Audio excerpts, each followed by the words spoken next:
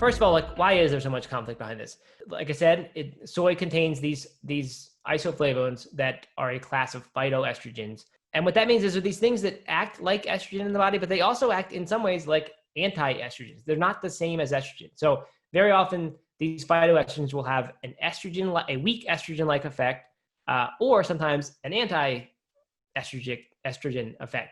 And that is because Dr. Greger says that they're like a selective, I don't know what the word is, but it's selective in a way that your body kind of knows what to do. It seems to block it in the bad ways, and it sort of lets it do the good things. So like you get some of the benefits of things like bone protection, which estrogen is known to make bone stronger. You still get that from phytoestrogens.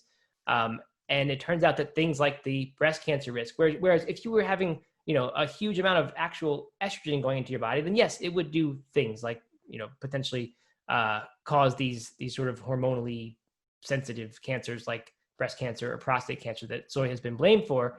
When it was thought that this was just like estrogen, but turns out it's not. And so much of the early research that was done on soy that kind of gave us this idea that soy, does increase the risk for breast cancer, that was done on rodents. But it turns out rodents metabolize isoflavones differently than the way humans do.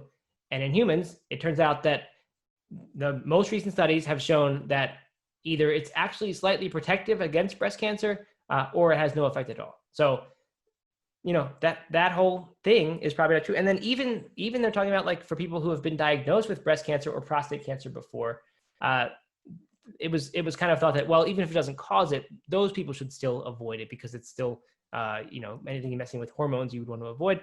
It turns out that even that is now considered safe. And like a lot of the sites said things like, to consume a moderate amount of soy is considered totally safe for these people. Some research doesn't even say moderate amount, just says soy is safe, potentially even helpful and protective. So, the more I dug, I just did not find anything that would let you think or would make you think, that soy is dangerous in some way.